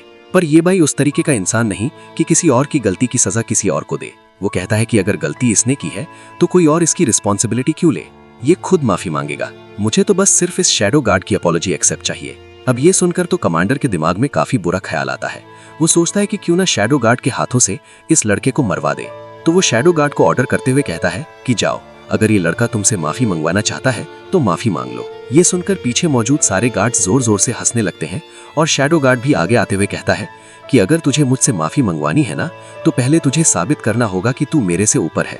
तुझे क्या लगता है कि तूने नैरो गैरो बेवकूफों को हरा दिया तो तू मुझे भी हरा सकता है? तू मेरे सामने किसी इनविजिबल पर्सन जैसा ही है, क्योंकि तेरी स्ट्रेंथ मेरे आगे किसी काम की नहीं। ये भाई कहता है कि ये तो तुमने ठीक कहा कि मेरी स्ट्रेंथ ज्यादा नहीं है, लेकिन इसका मतलब ये नहीं कि मैं तुझे नहीं हरा सकता। मेरी पावर तुझे हराने के लिए काफी है।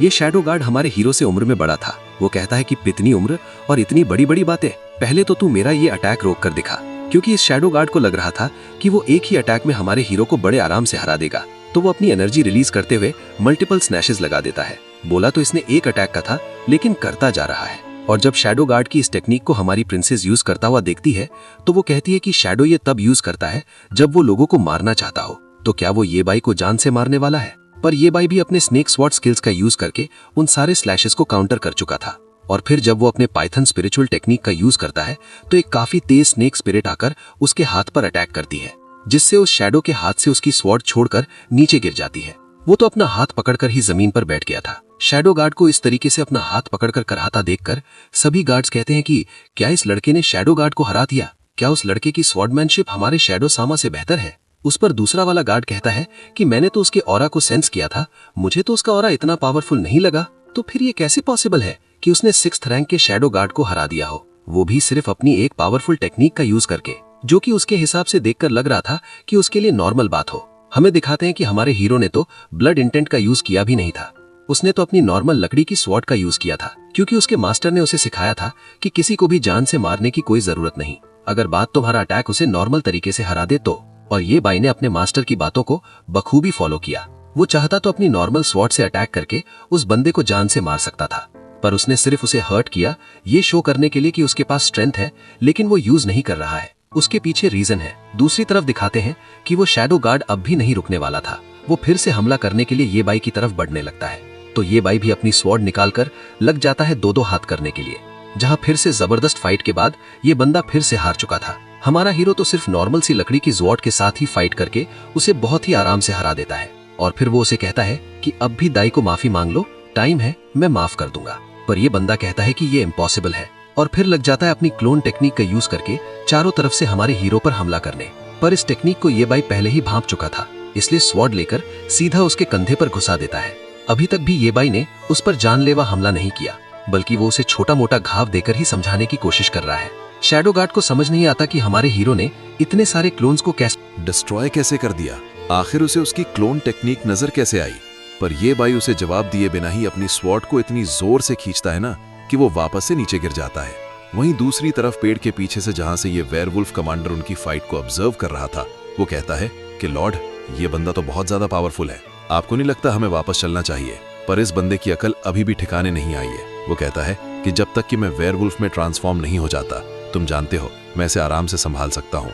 इससे लग रहा था कि ये बाई को संभाल लेगा, जबकि पहली फाइट में धुम दबा के भाग गया था। वो कहता है कि ये ह्यूमन सोल्जर ही एक नंबर के यूजलेस थे, इसी वजह से तो उसके सामने नहीं टिक पाए। इतने सारे लोग मिलकर भी एक नॉर्मल से लड़के को नहीं संभाल रहे, कितने वेस्ट ऑफ आर्मी है। अपनी बारी में भूल गया था कितने पावरफुल सोल्जर्स लेकर आया था फाइट करने के लिए, लेकिन फिर भी सामने नहीं रख पाया उनको। इससे ज्यादा तो इसका कमांडर समझदार लग रहा था। वो कहता है कि शायद लॉर्ड आप भूल गए कि जब हमारी इनह्यूमन रेस के साथ फाइट हुई थी तो हम इनके सामने कुछ नहीं कर पाए थे।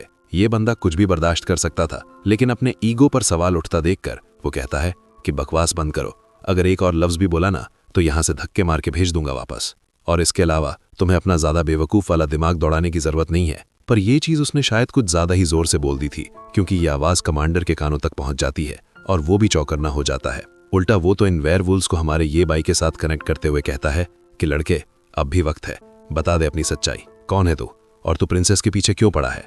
अचानक से ये लोग उसे ही गुनहगार बना रहे थे, तो ये बाई कहता है कि कहना क्या चाहते हो। वो कमांडर तो ऐसे हंसता है जैसे कि उसे हमारे हीरो की बात पर हंसी आ रही हो। वो कहता है कि क्या तुमने हमें इतना बेवकूफ समझा है कि हम नहीं समझ पाएंगे कि तुम उस फेयरवुल्फ गैंग से जुड़े हुए हो और यहाँ प्रिंसेस को हर्ट करने के इरादे से आए हो। ये बोलने के बाद वो उसी डायरेक्शन में अटैक थ्रो कर देता है जिस डायरेक्शन में वो वेयरवुल्व्स छुपे हुए थे। उसकी अटैक की वजह से तो वहां का सारा पेड़ पौधा सब हिल चुका था। देखते ही देखते उन छिपे हुए वेयरवुल्व्स को बाहर निकालने के लिए कमांडर मल्टीपल स्लैशेस लगाना शुरू कर देते हैं, जो कि वहां के पेड़ पौधों को गायब कर चुका था। और अब इन अटैक से हिट होने की वजह से उन वेयरवुल्व्स को भी पता लग जाता है कि अब पीछे हटने से कोई फायदा नहीं, हमें सामने आकर फाइट करनी होगी। तो वो भी अपने कमांडर से कहता है कि हमला करो। वहीं ये सब देखने के बाद कमांडर यांग भी लाइक कि तुम यहाँ पर प्रिंसेस को हर्ट करना है, तुमने क्या सोचा कि तुम यहाँ से जिंदा बच के वापस जा सकते हो। तो कमांडर यांग गार्ड से कहते हैं कि प्रिंसेस को लेकर यहाँ से निकल जाओ, सबसे ज्यादा इंपॉर्टेंट हमारे लिए प्रिंसेस की सेफ्टी है, और रहा सवाल इन लोगों का तो इन लोगों से मैं पर्सनली निपटता हूँ। दूसरी तरफ प्रिंसेस को जब गार्ड घोड़े पर सवार करके वहां से ले जा रहे थे तो वो हमारे ये बाई से कहती है कि तुम रॉयल सिटी आकर मुझे जरूर ढूंढना, मिस मत करना। ये बाई भी उसे हाँ बोल देता है क्योंकि वो भी उससे मिलना चाहता था। इधर जैसे ही तेजी से वेयरवुल्फ का ग्रो उन पर हमला करने के लिए आगे बढ़ रहा था, सारे के सारे सोल्जर्स मिलकर उन्हें रोकना शुरू कर देते हैं। अब देखिए प्रिंसेस तो जा चुकी है, ये बाई को यहाँ रुकने का कोई और मजा तो दिख नहीं रहा था, तो वो दा पर सवार होकर वहां से निकलने की तैयारी करता है। केनेन के हाल पर छोड़कर हम चलते हैं, पर कमांडर यांग को उन पे इतना ज्यादा खुन्नस था कि वो उसे ऐसे आराम से नहीं जाने देना चाहते थे। तो वो सबसे पहले उस पर हमला करने के लिए दौड़ते हैं। अपनी स्वॉर्ड निकालकर उन्होंने तो हमारे ये बाई पर एक स्लैश लगा ही दिया था, पर वो भी कोई कच्ची गोलियां थोड़ी ना खेल के आया है, वो भी उस हमले को बड़े आराम से ब्लॉक कर लेता है। वैसे हमारे ये बाई ने इस हमले को ब्लॉक तो कर लिया था, लेकिन उसकी स्वॉर्ड लकड़ी की होने की वजह से उसकी हालत खराब हो चुकी थी। सोचिए अटैक कितना ज्यादा जबरदस्त था, और हमारा ये बाई कितना पावरफुल है कि उसने कमांडर के अटैक को भी अपनी लकड़ी की स्वॉर्ड से ब्लॉक कर लिया। वहीं कमांडर के होश उड़ जाते हैं। वो कहता है कि ये इम्पॉसिबल है, ये लड़का स्वॉर्ड किंग रिलियान पर है। आखिर तुम्हारी उम्र कितनी है, बच्चे से तो हो, और तुम स्वॉर्ड किंग रिलियान पर कैसे पहुंच गए। वहीं दूसरी तरफ दिखाते हैं कि सारे सोल्जर्स जब वेयरवुल्व्स के साथ फाइट कर रहे थे तो पता नहीं कैसे उनकी आर्मी हारने लगती है। शायद ये बाई के साथ फाइट करने की वजह से उनकी एनर्जी एग्जॉस्ट हो चुकी है, और अब जब उन्हें वेयरवुल्व्स के साथ लड़ना पड़ रहा है तो वो आराम से उन्हें हरा दे रहे हैं। ये सारी चीजें जब शैडो सामा नोटिस करता है तो वो कमांडर यांग को कहता है कि हम लोग ज्यादा देर तक इन्हें होल्ड नहीं कर पाएंगे, ये हम पर हावी हो रहे हैं। बस फिर क्या था, कमांडर यांग का सारा ध्यान उन वेयरवुल्व्स पर पहुंच जाता है और वो हमला करने के लिए आगे बढ़ने लगते हैं कि इनॉक्स को तो मैं अभी ठिकाने लगा देता हूँ। ये देखने के बाद हमारा ये बाइक वहां से निकल जाता है क्योंकि उसे अपना टाइम वेस्ट नहीं करना था। वहीं दूसरी तरफ कमांडर यांग सच में काफी ज्यादा पावरफुल थे। उनके एक स्लैश से वहां पर काफी सारे वेयरवुल्व्स मारे जाते हैं। ये देखकर तो वुल्फ लॉर्ड के होश उड़ जाते हैं। वो कहता है कि ये ह्यूमन असल में 7th रैंक का स्वॉर्डमैन है, इसका मतलब मैं इसे नहीं हरा सकता। और वो जोर जोर से रॉर करते हुए वहां से भाग जाता है। समझ नहीं आता कि ये वेयरवुल्फ है या फिर गीदड़। मुसीबत देखते ही भाग खड़ा होता है। वहीं अब तक हमारा हीरो दाबाई के साथ अपने सफर को खत्म कर चुका था और अब वो जियाजियांग की सवारी करते हुए सोच रहा है कि 1 साल तो बहुत ज्यादा कम है, मुझे जल्द से जल्द रॉयल सिटी पहुंचने का रास्ता ढूंढना होगा, वरना तो 1 साल में उसकी शादी हो जाएगी। वैसे ओल्ड मैन ने कहा था कि मेरी वाइफ भी एक प्रिंसेस है और ये लड़की भी प्रिंसेस है, पता नहीं हम दोनों की किस्मत में क्या लिखा है। इसलिए फिलहाल के लिए वो हमारे जियाजियांग से कहता है कि जिनान सिटी जाने की तैयारी करो, क्योंकि वहीं से हमें रॉयल सिटी जाने का रास्ता मिलेगा। उसकी बात सुनकर जियाजियांग उसी डायरेक्शन में आगे बढ़ने लगता है। वहीं दूसरी तरफ ये बाई सोच रहा था कि वो अभी भी बहुत कमजोर है। ओल्ड मैन ने कहा था कि उसे लॉकी बन के रहना है, मतलब लो प्रोफाइल होकर रहना है। अगर वो ज्यादा चढ़ेगा और अपनी पावर का शो ऑफ करेगा तो कोई भी पावरफुल पर्सन उस पर हावी हो सकता है। बाहर की दुनिया में तो कितने भी पावरफुल लोग हो सकते हैं। इसीलिए वो डिसाइड करता है कि वो अभी के लिए अपनी स्वॉर्ड गॉड रेल्म की कल्टीवेशन पर ध्यान देगा, साथ ही रॉयल सिटी बढ़ता रहेगा। जिनान सिटी पहुंचने के बाद हमारा जियाजियांग उसे वहीं ड्रॉप कर देता है।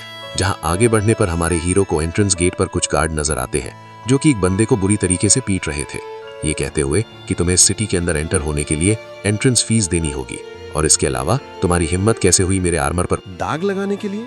इसके लिए तुम्हें एक्स्ट्रा पे करना होगा। ये guards basically normal poor peoples को बुली करते हैं। ये गार्ड्स उस बंदे से कहते हैं कि अगर तुमने इनफ कंपोजिशन नहीं दिया तो फिर मैं तुम्हें यहीं पर जान से मार दूंगा। इतना ही नहीं, वो तो उन्हें भरे बाजार में ह्यूमिलिएट कर रहे थे। वहां पर जितने भी लोग खड़े थे उनके सामने उस बंदे की बहुत बुरी हालत कर देते हैं वो लोग, जलील करके। एक तो उससे पैसे भी मांग रहे थे और दूसरा उसे गरीब भी कह रहे थे। ये सारा नजारा देखने के बाद बाकी सारे लोग जो कि सिटी के अंदर एंटर होना चाहते थे वो डिसाइड करते हैं कि वो इन 2 सोल्जर से तो पंगा बिल्कुल नहीं लेंगे, वरना उनके लिए खतरा बढ़ जाएगा। तभी वहां पर अचानक से एक लड़की अपीयर होती है जो कि उन सोल्जर्स को डांटना शुरू कर देती है कि आखिर तुम्हारी हिम्मत कैसे हुई अपनी रेपुटेशन का फायदा उठाते हुए लोगों को बुली करने की। पर वो सोल्जर्स तो उसे ही धमकाना शुरू कर देते हैं कि आखिर तुम कौन हो और तुम्हारी इतनी हिम्मत कैसे हुई दूसरों के मामले में टांग अड़ाने की। ये गार्ड्स इक्वालिटी पे बहुत ज्यादा बिलीव करते हैं, इसलिए कहते हैं कि चुपचाप यहाँ से निकल जाओ वरना तेरी भी पिटाई शुरू हो जाएगी।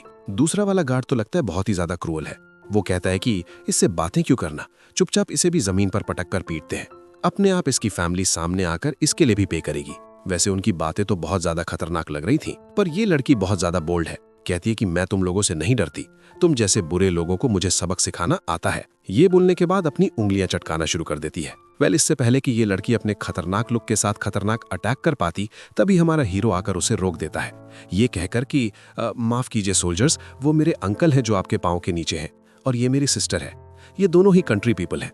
अब शहरी लोग हैं ना, तो गांव के रूल्स रेगुलेशन के बारे में ज्यादा कुछ पता नहीं, इसलिए थोड़ा सा बोल्ड हो गए। आप लोग प्लीज इन्हें ब्लेम मत कीजिए, मुझे यहाँ के रूल्स के बारे में अच्छे से पता है, इसलिए मैं आप लोगों को पे करूंगा। ये बोलने के बाद वो कुछ गोल्ड कॉइन्स निकाल कर कहता है कि आई होप इससे आप लोगों का कंपनसेशन भी पूरा हो जाएगा। पोटली काफी ज्यादा बड़ी थी। वो चुपचाप पोटली उनके हाथ में रखकर मुस्कुराने लगता है, जैसे कि उन्हें कह रहा हो कि अब तो आप हमें जाने देंगे ना। अब वो गार्ड्स इतनी भारी सोने की पोटली देखकर खुश हो जाते हैं। वो कहते हैं कि हाँ, तुम समझदार हो और तुम्हारे अंकल और तुम्हारी सिस्टर एकदम बेवकूफ, इसलिए अब हम तुम्हारा रास्ता नहीं रोकेंगे, तुम जा सकते हो। ये बोलने के बाद वो सोल्जर्स वहां से जाने लगते हैं। वैसे उन्होंने जाते जाते ये भाई को धमकी दी थी कि इन लोगों को संभाल के रखना, दोबारा अगर इन्होंने हमारे बारे में कुछ बुरा कहा तो हमसे बुरा कोई नहीं होगा। उनके जाने के बाद वो लड़की अपना मुंह बंद नहीं रखती, बल्कि हमारे ही भाई को डांटते हुए कहती है कि आखिर तुमने उन्हें इतने पैसे क्यों पे किए, उन जैसे घमंडी और लालची लोगों को 1 रुपया नहीं देना चाहिए था। अब ये चीजें अनफॉर्चुनेटली वो गार्ड सुन लेते हैं, जिससे वो वापस आकर कहते हैं कि लगता है ये लड़की सबक सीखे बिना मानेगी नहीं, इसकी हिम्मत तो देखो, ये अभी भी हमें बुरा भला बोल रही है, अब तो इसे सबक सिखाना ही पड़ेगा। ये भाई उन्हें संभालते हुए कहता है कि सोल्जर्स, मैंने आपको कहा ना, मेरी छोटी बहन थोड़ी सी पागल है। असल में उसे अंकल ने अच्छी तरबियत नहीं दी, तो उसे पता नहीं है कि बड़ों से किस तरीके से बात करते हैं, तो आप उसकी छोटी सी भूल के लिए उसे माफ कर दीजिए, दोबारा ऐसा नहीं होगा। पर वो गार्ड्स तो साफ साफ मना कर देते हैं। जब वो देखते हैं कि ये भाई भी पैसे देने के बाद उनसे बड़े प्यार से बात कर रहा है, तो वो तो अब उस लड़की को धमकाने पे आ जाते हैं कि लगता है इसे पीटना ही पड़ेगा। दूसरा वाला गार्ड तो अपनी हवस पूरी करना चाहता था। वो कहता है कि ये लड़की सुंदर तो है, तो क्यों ना हम 2 दिन के लिए इसे मजे करने के लिए अपने साथ ले जाए। अब यहाँ तक तो ये भाई के लिए सब कुछ ठीक था, लेकिन ये चीज वो बिल्कुल बर्दाश्त नहीं करता। वो उसे प्रोटेक्ट करते हुए कहता है कि आखिर तुम लोगों की हिम्मत कैसे हुई इस बारे में सोचने की, तुम लोग तो सच में बहुत ज्यादा घटिया हो। अगर मेरी सिस्टर के खिलाफ आंख उठाने की भी कोशिश की ना, तो आंखें निकाल लूंगा। बस उसकी बातों से सोल्जर्स की ईगो बहुत बुरी तरीके से हर्ट हो जाती है। वो कहता है कि बच्चे, आखिर तेरी हिम्मत कैसे हुई हमसे इस तरीके से जबान लड़ाने की, और फिर वो लग जाते हैं हमारे हीरो को सबक सिखाने के लिए। ये सोचकर पीट पाट के इसकी भी हालत खराब कर देंगे, पर होता इसका उल्टा है। पहले तो वो उनके अटैक को डॉज करता है और फिर हाथ पकड़कर इतनी बुरी तरीके से मरोड़ता है ना कि वो दोबारा अपना हाथ छुड़ा नहीं पाते और 4 लोगों के सामने जमीन पर बेहाल होकर गिर जाते हैं। सब तो यही सोच रहे थे कि ये लड़का भी यंग है ना, इस वजह से इसकी हड्डियों में जान है, इसने कितने बड़े बड़े लोगों से पंगा ले लिया, आखिर ऑफिशियल्स को हिट करने की क्या जरूरत थी। अब ये लड़का अपने एरोगेंस की वजह से कितनी बड़ी मुसीबत में पड़ गया है। सब लोगों को तो हमारे हीरो के लिए बुरा लग रहा है, लेकिन मुझे इन सोल्जर्स के लिए बुरा लग रहा है। पता नहीं अब इन बेचारों का क्या हाल होगा। वैसे जमीन पर गिरने की वजह से इन सोल्जर्स की अकड़ अभी तक कम नहीं हुई। वो तो उठ खड़ा होता है और कहता है कि रुक जा, अभी तेरी टांगे तोड़ता हूँ।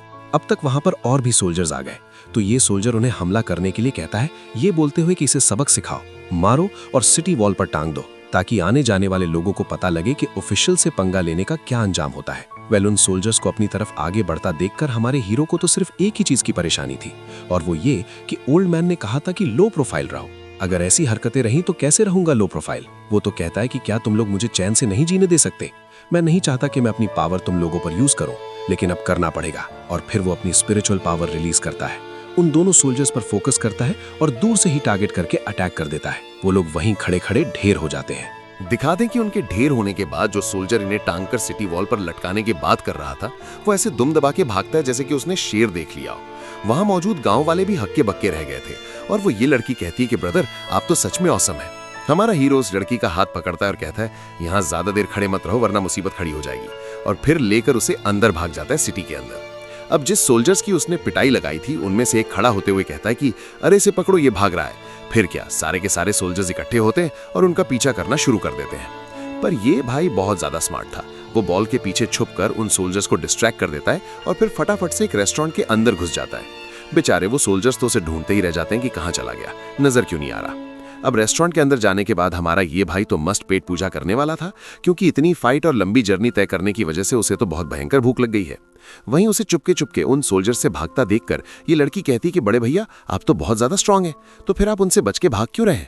आप तो आराम से उनकी चटनी बना सकते हैं। और फिर खुद भी मजे से खाना ठूसने लगती है, ये कहते हुए कि अच्छा हुआ आपने मुझे ये खाना खिलाया, बहुत डिलीशियस है, मैंने बहुत टाइम से इतना डिलीशियस खाना नहीं खाया था। ये सुनकर तो ये बाई की आंखें फटी की फटी रह जाती है कि क्या तुमने बहुत लंबे समय से डिलीशियस खाना नहीं खाया? ये लड़की तो लगे हाथ हमारे ये बाई को अपना भाई बना ही लेती है। अब उसने मान लिया ना बहन तो तुम भी भाई हो। अब भाई बनाने के मामले में तो लड़कियां नंबर 1 पे आती हैं। तो अब इसका मतलब यह है कि अब से मैं आपको फॉलो करूंगी और आप मुझे डेली इस तरीके की टेस्टी टेस्टी डिशेस खिलाएंगे। उसे पता लग गया था कि हमारा हीरो अमीर है। ये भाई ताना मारते हुए कहता है कि तुम तो सच में कितनी शर्मीली और शांत किस्म की लड़की हो। ये ताना वो लड़की बहुत अच्छे से समझ जाती है। वो मुंह बनाते हुए कहती है कि आपने ही तो कहा था कि मैं आपकी बहन हूं, तो क्या आप अपनी छोटी बहन को खाना भी नहीं खिला सकते? ये भाई को कोई प्रॉब्लम नहीं थी उसका बड़ा भाई बनने में, लेकिन वो कहता है कि तुम्हें मेरी बात सुननी होगी अच्छे बच्चे की तरह। वो तो हाँ करती है और हमारा ये भाई कहता है कि चलो अब बताओ तुम्हारा घर का है, ताकि तुम्हारे बड़े भैया तुम्हें घर पहुंचा सके। पर ये लड़की तो कहती है कि मेरा कोई घर नहीं है। ये बाई को पता था कि ये झूठ बोल रही है, तो वो शक की निगाहों से घूरते हुए कहता है कि झूठ बोल रही हो, बेवकूफ बना रही हो अपने बड़े भाई को, सच सच बताओ तुम्हारा घर का है। वो कंफ्यूजन के साथ हमारे ये बाई को देख रही होती है और कहते हैं कि उस लड़की के ये कहने पर कि उसकी कोई फैमिली नहीं है, ये बाई को स्टार्टिंग में उस पर भरोसा नहीं होता। वो कहता है कि मुझसे झूठ बोलने की जरूरत नहीं, मुझे और भी जरूरी काम है, जल्दी से एड्रेस बताओ ताकि मैं तुम्हें छोड़ कर आऊं। वो लड़की भी चिढ़ते हुए कहती कि बड़े भैया आपको क्या लगता है मैं आपसे झूठ बोल रही हूँ? मेरी सच में कोई फैमिली नहीं है, मैं तो जैसे तैसे करके अपना गुजारा कर रही थी। उसकी बातें सुनने के बाद ये बाई अपना सर पकड़ते हुए कहता है कि ठीक है अब क्या ही किया जा सकता है, तुम मुझे फॉलो करो। लेकिन इसके साथ ही वो उसे वार्निंग दे देता है कि मैं बहुत बड़ी मुसीबत में हूं, तो मेरे साथ साथ तुम्हें भी प्रॉब्लम्स फेस करनी पड़ सकती है। वो तो कहती है कि डोंट वरी बिग ब्रो, मैं किसी भी हार्डशिप के लिए मेंटली पूरी तरह से प्रिपेयर्ड हूँ। इस लड़के की मन की बातों से हमें पता लगता है कि इसे पता है कि हमारा ये भाई कितना स्पेशल है और उसका स्वॉर्ड इंटेंट कितना परफेक्ट है। वो कहती है कि ये तो मेरे स्वॉर्ड पीपल्स के साथ परफेक्टली कॉम्प्लीमेंट करता है और वो ये बाई के साथ इसीलिए रहना चाहती है ताकि वो उसके साथ मिलकर अपने स्वॉर्ड स्किल्स को इंप्रूव कर सके। अकेले अकेले तो उसे कौन ही सिखाएगा और दूसरा बोर होती रहेगी। वो ये सोच सोच के खुश हो रही थी। वहीं पास की टेबल पर कुछ लोग आपस में बात करते हुए बताते हैं कि क्या तुमने नए बाउंटी पोस्टेड के बारे में सुना जो कि हमारे ही शहर में लगा है? मैंने सुना है कि कुछ ईवल स्पिरिट हमारे ह्यूमन टेरिटरी में आ गई है और तबाही मचा रही हैं। उन्हें मारने के लिए कुछ कल्टीवेटर्स भी गए थे, लेकिन वो ईवल स्पिरिट्स ने उन स्वॉर्ड कल्टीवेटर्स को भी जान से मार दिया। इसी वजह से ऐसा कहा जा रहा है कि जो भी उन ईवल स्पिरिट्स को जिंदा या मुर्दा पकड़ेगा उसे हमारे राजा पर्सनली मिलकर काफी बड़ा इनाम देंगे। सोचो ये कितनी अच्छी अपॉर्चुनिटी होगी कि हमें सिटी लॉर्ड से मिलने का मौका मिलेगा और फिर हो सकता है एम्परर हमें कोई ऑफिशियल टाइटल भी दे दे अगर हम उस बाउंटी को जीत जाते हैं तो। पर तभी उसका दोस्त उसे शांत कराते हुए कहता है कि ईविल स्पिरिट्स जैसी कोई चीज नहीं होती। मुझे तो लगता है कि ये कोई फैंटम डीमंस है और ये उन्हीं का काम है हमें डिस्ट्रैक्ट करने के लिए या फिर डराने के लिए, या फिर ये बीस्ट क्लैन की कोई चाल हो सकती है हमसे आगे निकलने के लिए, हमारे ह्यूमन टेरिटरी में कियोस फैलाने के लिए। वैसे भी सालों से हमारा उनके साथ रिश्ता बहुत खराब रहा है, या सिटी लॉर्ड को नीचा दिखाने के लिए बाकी सारी डायनेस्टीज ये सारी चालें चल रही हैं। कुछ भी हो सकता है। ऐसे में ईविल स्पिरिट्स को दोष देना मेरे हिसाब से बिल्कुल बेवकूफ़ी का काम है। वहीं तीसरा वाला बंदा जो कि उन दोनों में समझदार लग रहा था, वो कहता है कि तुम लोग बेवकूफ हो। तुम्हें क्या लगता है कि फैंटम डीमंस का काम अगर ये हुआ भी तो इस चीज को इतना लाइटली लेना सही होगा? चाहे साजिश किसी की भी क्यों ना हो या फिर वो खुद ईविल स्पिरिट्स ही क्यों ना हो, हमारे लिए बहुत बड़ी मुसीबत खड़ी हो चुकी है। इसलिए बेहतर होगा कि हम सतर्क रहें। इधर हमारा हीरो उन तीनों की बातें बड़े ध्यान से सुन रहा था। वो अपनी चाय की चुस्की लेते हुए कहता है कि मैं तो सोच ही रहा था कि रॉयल सिटी में एंटर होने के लिए क्या बहाना यूज करूं। ये बहाना अच्छा होगा। ईविल स्पिरिट्स को मारने के बाद मैं आराम से अंदर एंटर हो सकता हूं। तभी वेटर उनके लिए ताजा ताजा डिश लेकर आता है। ये भाई तो उसे ही दबोचते हुए कहता है कि इस सिटी में होने वाले बाउंटी हंट के बारे में तुम्हें क्या जानकारी मालूम है? वो बंदा बताता है कि हाँ, काफी सारे फैंटम बीच सिटी में आए हुए हैं और वो हमारे देश के लोगों को मार रहे हैं। बहुत सारे सोल्जर्स गए थे उन्हें एलिमिनेट करने, लेकिन वो लोग मारकर उन्हें वहां से डिसअपीयर हो जाते हैं किसी भूत की तरह। इन्हीं चीजों से परेशान होने के बाद सिटी लॉर्ड ने यह बाउंटी इशू किया ताकि बेस्ट स्वॉर्ड कल्टीवेटर्स सामने आए और जो भी फैंटम डीमन को उनके राज्य से हराकर भगा देगा या फिर उन्हें जान से मार देगा उसे इनाम मिलेगा। इसके अलावा उन्हें डायनेस्टी में फ्री एंट्री भी मिल सकती है। वो बंदा तो बताते बताते ख्यालों में खो जाता है कि डायनेस्टी में एंटर होना बहुत बहुत लकी बात है। इसके अलावा हमने उड़ती उड़ती खबर सुनी है कि उस बंदे को एंशिएंट डायनेस्टी रूइंस में भी जाने का मौका मिल सकता है। अब ये खबर हमारे हीरो के लिए बिल्कुल नई थी, तो वो इस बारे में और जानने के लिए पूछता है कि आखिर ये एंशिएंट डायनेस्टी रूइंस है क्या। वो बंदा बताता है कि कुछ नहीं, बस 10,000 साल पहले जो एंशिएंट किंगडम यहाँ पर रहता था उसके डिस्ट्रॉयड होने की निशानियां हैं। वहां पर काफी सारे रिमेन्स मिलेंगे जो कि पुराने टाइम में लोग यूज किया करते थे। वो बंदा बताता है कि रूमर्स तो ये भी है कि उस प्लेस में बहुत सारी एंशिएंट ट्रेजर्स मौजूद है और इसके अलावा तुम्हें स्वॉर्ड गॉड के इनहेरिटेंस भी मिल सकते हैं, स्वॉर्ड किंग के भी। और पास्ट में जिन लोगों को ये लकी चांस मिला था वहां एंटर होने का, उन्होंने तो काफी सारी अमेजिंग इनहेरिटेंसेस ऑब्टेन की है। वहां से आने के बाद उन्हें भी स्वॉर्ड किंग और स्वॉर्ड गॉड का टाइटल मिल जाता है। ये सारी इन्फॉर्मेशन ये बाई को बहुत ज्यादा काम की लगती है। वो तो उस बंदे को धन्यवाद कहता है इतनी सारी डिटेल्स देने के लिए जो कि उसे आसानी से मिल गई। वो वेटर उन लोगों को अपना खाना एंजॉय करने का बोलकर वहां से चला जाता है। उसके जाने के बाद हमारा ये बाई सोच रहा था कि उस ओल्ड मैन ने मुझे यहाँ पर प्रिंसेस से शादी करने के लिए भेजा है, लेकिन फिलहाल मेरे लिए इंपॉर्टेंट ज्यादा ये है कि मुझे उस स्वॉर्ड गॉड की पोजीशन को हासिल करना होगा और ज्यादा पावरफुल बनने के लिए, और इसके लिए मुझे उस एंशिएंट डायनेस्टी रूइंस में जाना होगा।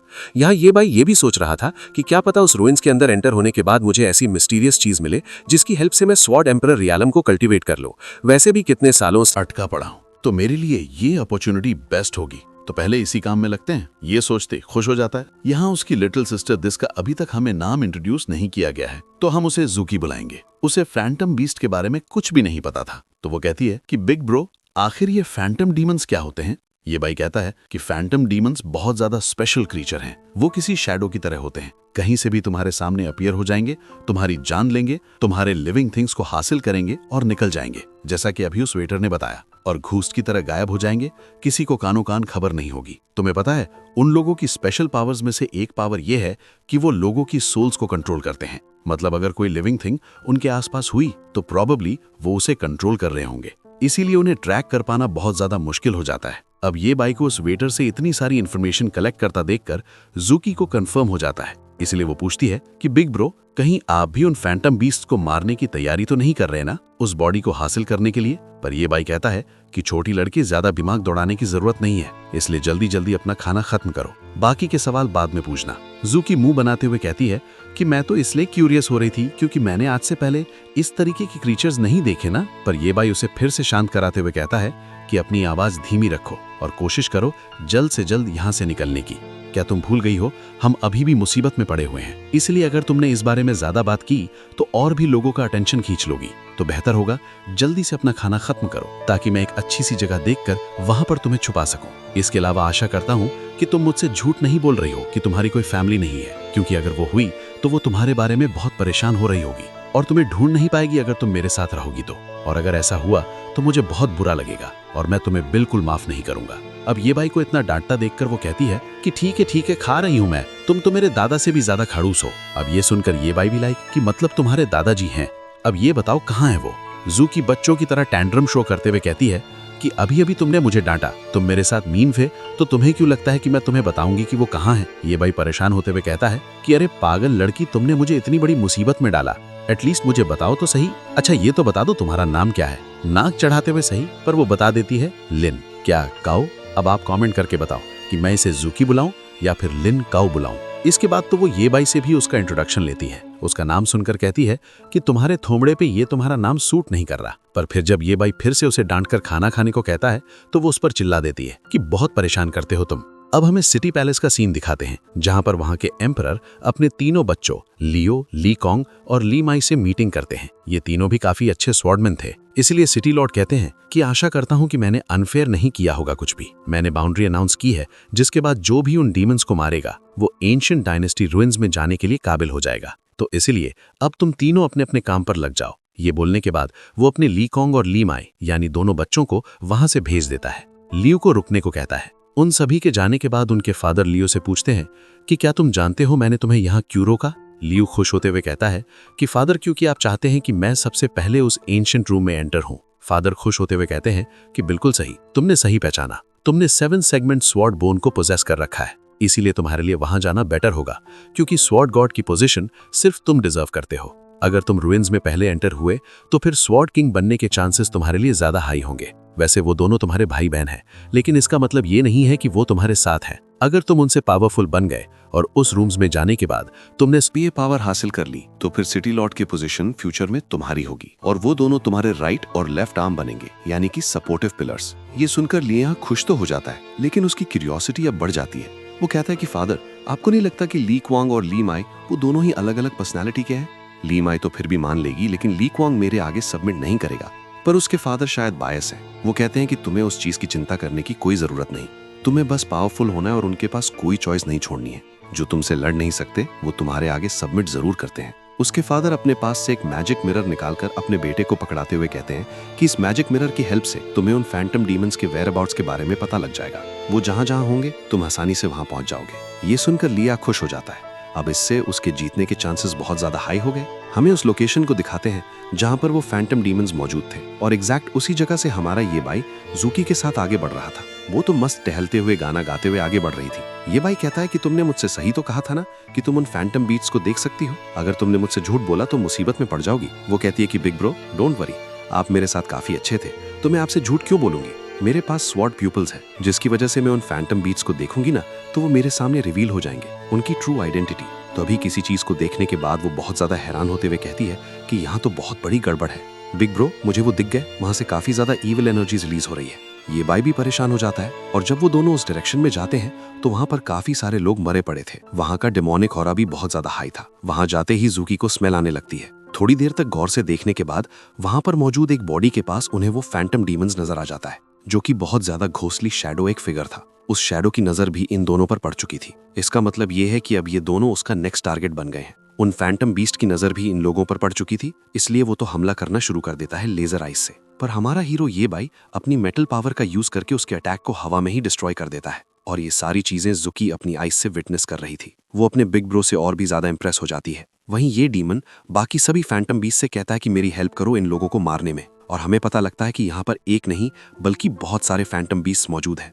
जिन मरे हुए लोगों की हमने लाशें देखी थी वो लाशें नहीं बल्कि यही बीस्ट थे जिन्होंने कि उन लोगों का रूप धारण करके रखा हुआ था। वो सभी लोग तेजी से ये बाई पर हमला करना शुरू कर देते हैं, पर वो भी अपनी आइस पावर का यूज करके उन सभी फैंटम डीमंस को हवा में ही डिस्ट्रॉय कर देता है। और वो जो मेन था, जो उन लोगों को लीड कर रहा था, वो ये देखकर हैरान रह जाता है। अब ये नजारा देखने के बाद वो फैंटम बीस्ट तो वहां से भागने की तैयारी कर रहा था, पर हमारा ये बाई उसे रास्ते में ही रोक लेता है, ये कहते हुए कि कहाँ चली। वो तो उस पर स्लैशेस लगाना शुरू कर देता है, काफी सारे। इन स्लैशेस से हिट होने के बाद वो फैंटम डीमन कहता है कि डीमन लॉर्ड को अगर पता लगा कि तुमने मेरे इतने सारे क्लोन को मार दिया तो फिर वो तुम्हें जाने नहीं देंगे।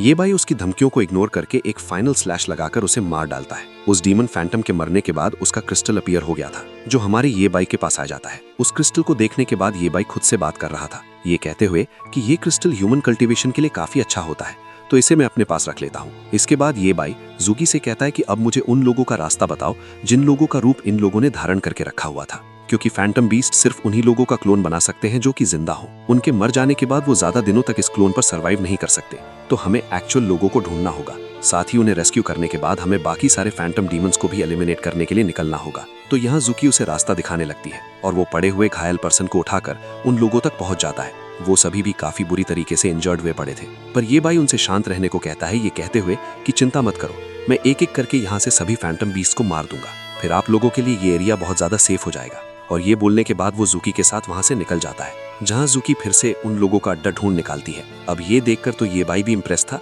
कि इस लड़की की प्यूपल्स तो सच में कमाल की है, ये तो बहुत दूर से ही उन डेमोनिक एनर्जी को सेंस कर पा रही है। तभी देखते ही देखते वहां पर काफी सारे और फैंटम बीस्ट अपीयर हो जाते हैं और उन्हें देखने के बाद हमारा हीरो टेरेस पर चढ़ जाता है और अपनी लकड़ी की स्वॉर्ड निकालकर उनके साथ फाइट के लिए फुल टू रेडी हो जाता है। अब ये फैंटम डीमंस ये बाई को चारों तरफ से घेरने के बाद कह रहे थे कि ये बंदा पावरफुल होगा, इसका मतलब यह है कि इसकी सोल को अब्सॉर्ब करने के बाद हम और भी ज्यादा स्ट्रांग हो जाएंगे। आधे से ज्यादा फैंटम बीस्ट तो उससे डर रहे थे, पर बाकी सारे उसे दिलासा देने लगते हैं। इस बार जो उनका टीम लीडर था वो काफी ज्यादा बहादुर लग रहा था और साथ ही खुद की पावर पर बहुत ज्यादा कॉन्फिडेंट भी। वो कहता है कि डीमन लॉर्ड को प्रॉब्लम ना हो, इसलिए हमें जल्द से जल्द उनके दिए हुए काम को पूरा करना है, उनके दुश्मनों को रास्ते से निपटाना है ताकि वो अपना एक्चुअल प्लान कंटिन्यू कर सके। इस लड़के की वजह से ऑलरेडी हमारी टीम आधी हो चुकी है, तो इसको तो फटाफट रास्ते से निपटाना पड़ेगा। इससे पहले कि ये बाई उन पर हमला कर पाता, तभी वहां पर ली क्वांग की एंट्री हो जाती है और वो अपनी स्वॉर्ड सेल्स का यूज करके एक एक करके उन सभी फैंटम डीमंस को रास्ते से हटाना शुरू कर देता है उसने तो बहुत जल्दी इन लोगों के हेड को मार दिया था और क्रिस्टल करेक्ट कर लिया था। ली क्वांग को वहां देखने के बाद हमारा ये बाई चुपचाप वहां पीछे के रास्ते से बाहर निकल जाता है। ये देखकर जूकी कहती है कि बिग ब्रो, आपने अपने लिए मदद कब बुलाई, मुझे तो बताया ही नहीं। पर ये बाई कहता है कि मुझे तो खुद इस बंदे के बारे में नहीं पता कि ये कब कहां से टपक पड़ा। फिलहाल के लिए यहीं से देखते हैं कि आखिर ये क्या करने आए हैं। और वहीं दूसरी तरफ हम ली क्वांग को देखते हैं। वो सारे के सारे डीमन बीस्ट जो कि अब तक अपना ध्यान ये बाई की तरफ लगा के बैठे थे, अब उनका सारा ध्यान ली क्वांग पर आ जाता है। तो वो सभी लोग अब उस पर भारी पड़ने लग गए थे। अब थोड़ी देर उनके सामने ढीला पड़ने के बाद वो वापस से अपनी पावर को बढ़ाते हुए उन सभी के साथ फाइट करने लगता है, जहां उसने अपने पांव के नीचे एक फॉर्मेशन अपीयर कर दिया था। इस फॉर्मेशन की वजह से उसका अटैक और स्पीड दोनों ही इंक्रीज हो चुकी थी। और जब वो इस बार जबरदस्त फायर स्लैशेस रिलीज करता है ना, तो वो सारे के सारे फैंटम डीमंस तड़पते हुए वैनिश हो जाते हैं और उनका पावरफुल क्रिस्टल हमारे ली क्वांग को मिल जाता है। वो तो खुश हो रहा था, तभी वहां पर और काफी सारे फैंटम डीमंस आ जाते हैं। तभी देखते ही देखते वहां पर लियाओ और लीमाई भी पहुंच जाते हैं। उन्हें अपना भाई लड़ते हुए तो नजर आ रहा था, लेकिन जब लीमाई कहती है कि बिग ब्रो, चलकर हमें उसकी हेल्प करनी चाहिए, वो अकेले कब से फाइट कर रहा है, तो लियाओ कहता है कि नहीं, देखते हैं आखिर ये क्या करने आए हैं। हमारा छोटा भाई इन लोगों को अकेले कैसे मारता है, ये मैटर उसका है, तो उसे ही संभालने दो कुछ देर अकेले। वैसे भी वो अकेले इन सारे फैंटम डीमंस को मार देगा तो हमारा ही फायदा होगा। लीमाई भी अपने बड़े भाई के साथ थी, तो ये सुनकर खुश हो जाती है। वहीं दूसरी तरफ वो फैंटम डीमन ली क्वांग को चैलेंज करते हुए कहता है कि तुम जैसा छोटा मोटा इंसान, तुम्हें क्या लगता है तुम्हारे अंदर कितनी विल पावर है, आखिर कब तक टिकोगे हमारे सामने।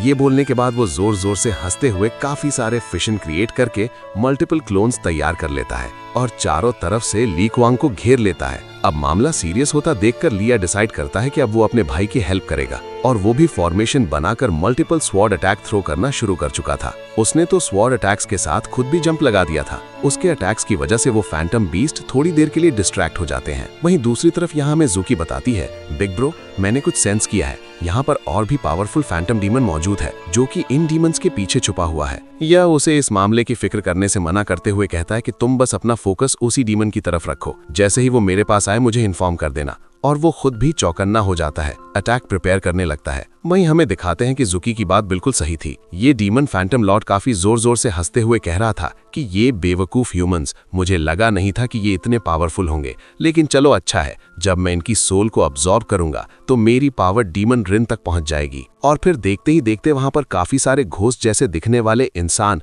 और बहुत सारे फैंटम बीस्ट उसके सामने अपीयर हो जाते हैं। लियाओ भी उन लोगों को देखकर हैरान था कि आखिर ये एक साथ इतने सारे कहां से आ रहे हैं। वहीं जैसे ही एक घोस्ट जैसा दिखने वाला बंदा लियाओ को मारने के लिए आगे बढ़ता है, वो काफी ज्यादा कॉन्फिडेंस के साथ एक जबरदस्त स्लैश रिलीज कर चुका था। पर उसे मारने के बाद उस बंदे की बॉडी के अंदर जो भी डीमंस मौजूद थे वो उसकी बॉडी को पोजेस कर लेते हैं और वो पागलों की तरह हंसना शुरू कर देता है। उसकी हालत देखने के बाद तो उसकी बहन लीमाए भी परेशान हो गई थी कि बिग ब्रो, अचानक से आप इस तरीके से बिहेव क्यों कर रहे हैं। पर वो तो अपनी बहन पर ही हमला करते हुए कहता है कि तुमने कैसे खुद को सोच लिया कि तुम मेरी अपोनेंट है, तुम जैसे कचरों को आखिर लगा कैसे कि वो मुझे रोक सकते हैं, डीमन लॉर्ड को। यहाँ उस डीमन के उसकी बॉडी पर हावी होने के बाद उसके रियल इंटेंशंस भी शो होने लगते हैं। वो कहता है कि तुम लोगों को मारने के बाद मैं फ्यूचर का स्वॉर्ड किंग बन जाऊंगा और उसके बाद सिटी लॉर्ड की पोजीशन भी मेरी हो जाएगी। उसकी बातें सुनने के बाद उसकी बहन कहती है कि फिर मैं तो आपकी साइड हूं ना, फिर आप मुझे क्यों मारे। पर उस बंदे को लग रहा था कि ये ली क्वांग है। वो कहता है कि जब मैं तुझे जान से मार दूंगा